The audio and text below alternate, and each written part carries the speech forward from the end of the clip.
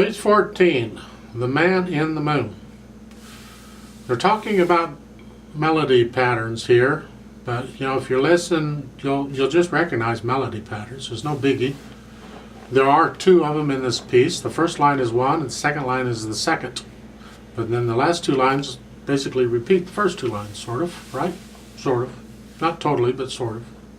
At the bottom of the page, they talk about transposition, and they're telling you to simply do it by reading finger numbers. I just told you don't read finger numbers.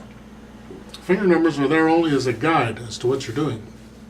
I would prefer, if you're going to learn to transpose, you do it correctly and understand what you're doing, not just reading finger numbers. But that would take a whole nother video.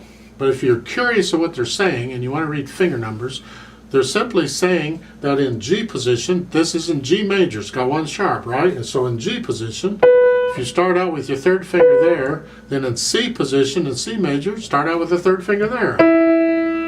So if I want to play this in C, it's this.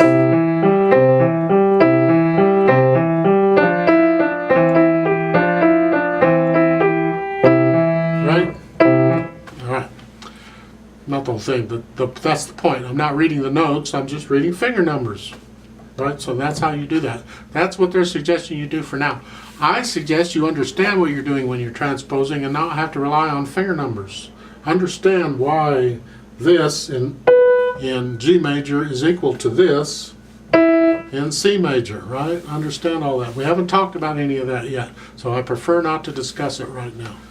There are probably plenty of videos on YouTube that will teach you how to transpose if you want to get into that. Have fun with it. If you're going to be improvising, I recommend you do. Learn to transpose, all right? It can be a lot of fun.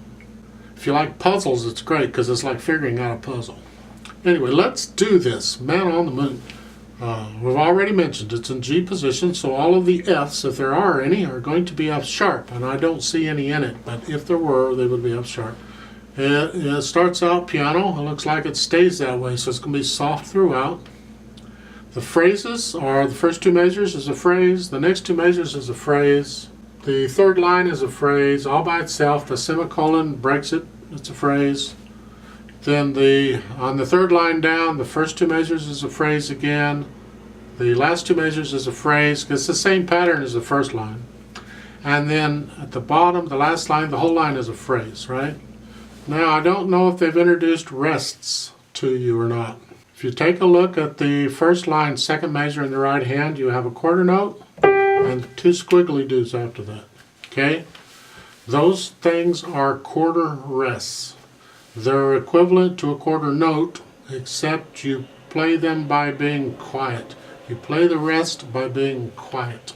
For every note, there is a corresponding rest, and we will learn them as we go along. I don't think we've had rests yet. They don't explain it, but I did right there, okay? So those are quarter rests. Look like sort of birds flying or whatever, I don't know. At the very bottom, in the next to the last measure, there is an R-I-T, a rit, for retard. Again, that means slow down, but I don't slow down when I'm playing with a metronome, so I ignore that. Bring out the melody, please. And we want the natural accent. Feel the natural accent, feel the first beat of a measure. All right. Give you 3 counts because it's in 3/4 time. 1, ready, go.